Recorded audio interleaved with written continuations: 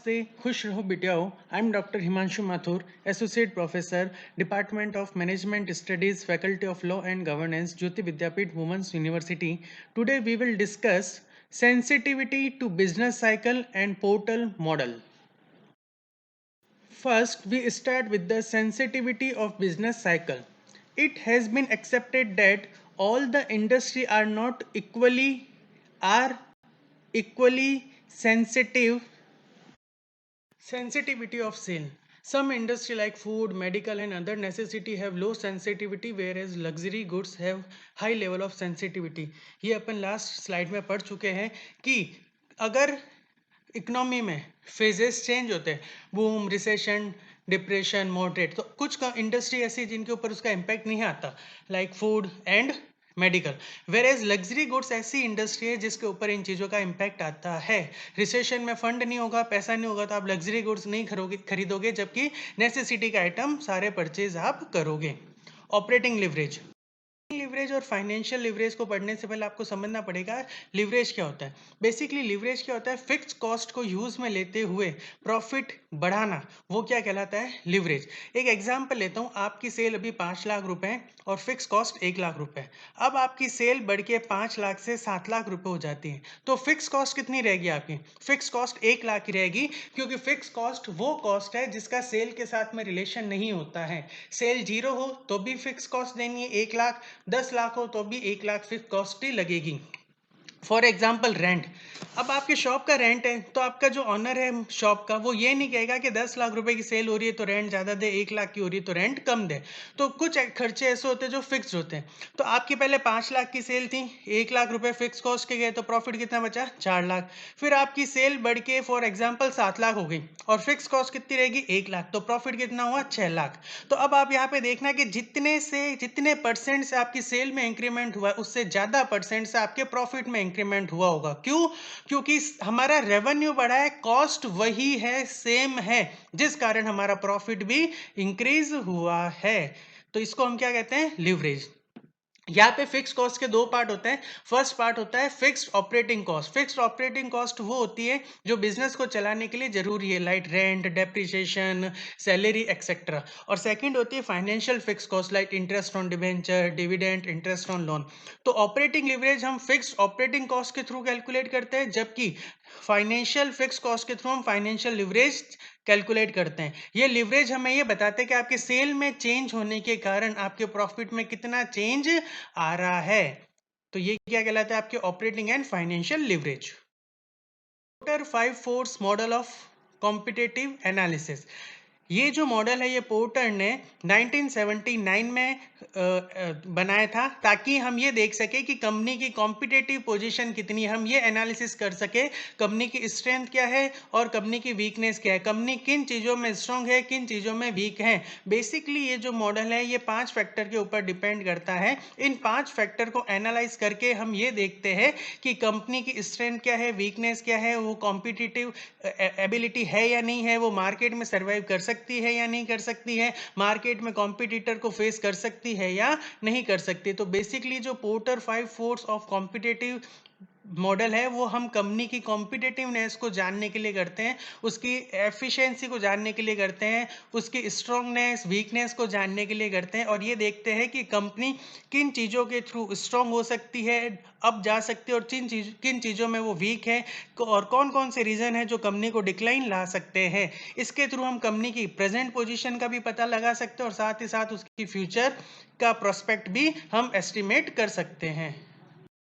पे आपको total 5 factors दिख रहे हैं. फर्स्ट है threat of new business entries, bargaining power of buyer, threat of substitute product और service, bargaining power of supplier, और लास्ट है आपके competition among the existing competitor.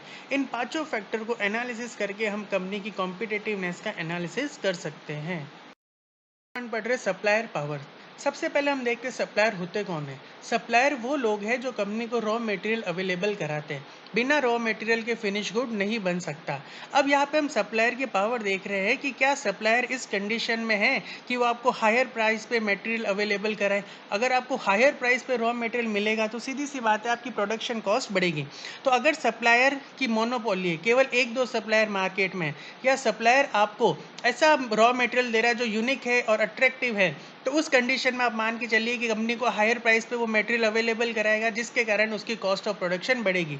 और यही हम दूसरा नेगेटिव एस्पेक्ट लेते हैं कि सप्लायर बहुत ज़्यादा क्वांटिटी में है, मार्केट में सप्लायर बहुत सारे हैं, तो यहाँ पे कंपनी के लिए बेनिफिशियल है कि वो किसी भी सप्लायर से मटेरियल परचेज कर सकती है। तो यहाँ पे सप्लायर क्या करेगा, आपको कॉम्पिटिटिव प्राइस पे मटेरियल अवेलेबल कराएगा, तो आपकी कॉस्ट ऑफ प्रोडक्शन भी क्या आएगी, कम आएगी। तो इसके थ्रू हम सप्लायर और कंपनी का रिलेशन चेक करते हैं कि क्या सप्लायर प्राइस को अफेक्ट कर सकता है या नहीं। अगर सप्लायर की मोनोपोली है तब तो प्राइस अफेक्ट कर सकता है, और ऑन द अदर साइड अगर सप्लायर की मोनोपोली नहीं है, मार्केट में बहुत सारे सप्लायर अवेलेबल है आपको मटेरियल अवेलेबल कराने के लिए, तो वहाँ पे हर सप्लायर आपको कॉम्पिटिटिव प्राइस के ऊपर ही मटेरियल अवेलेबल कराएगा और आपकी कॉस्ट ऑफ प्रोडक्शन भी कम आएगी।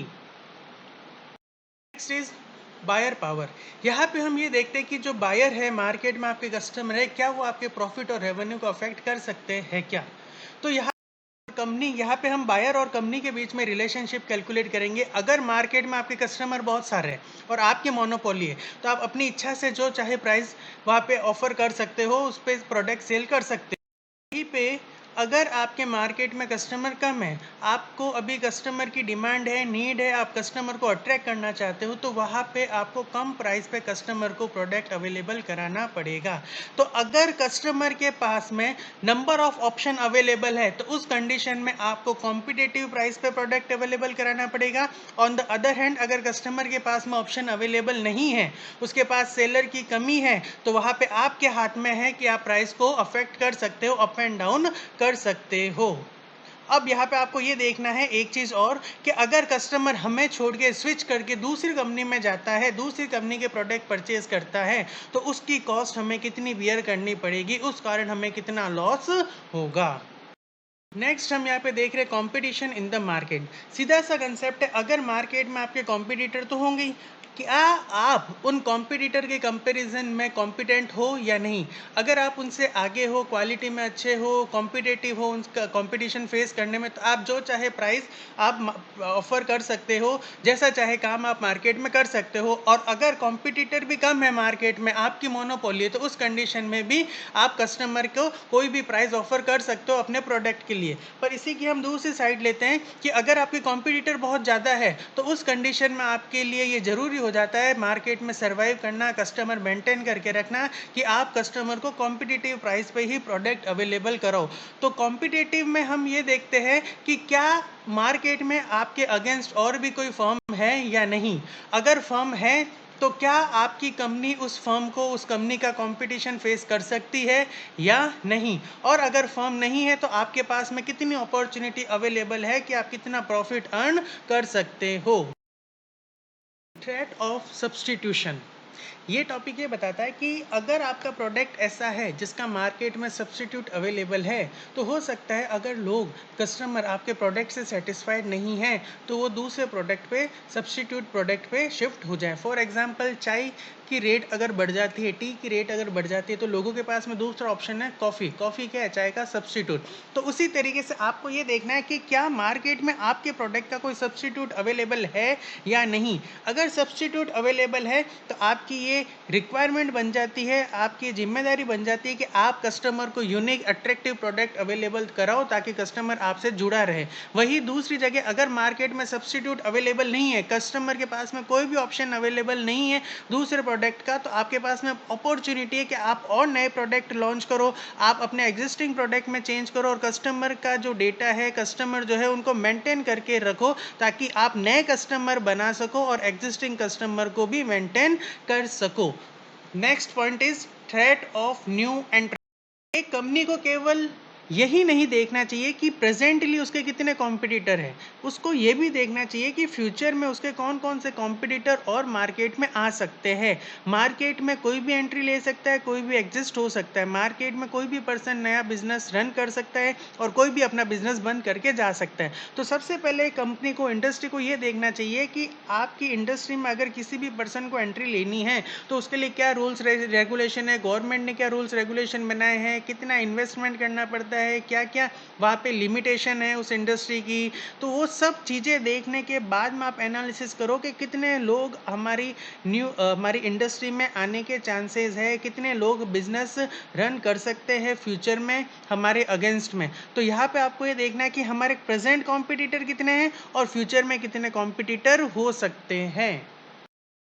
Session is powered by digital version 2.0 Jyoti Vidyapeeth Women's University, and I hope you are satisfied with my digital session. If you have any query, please mention in the comment box. I will solve it.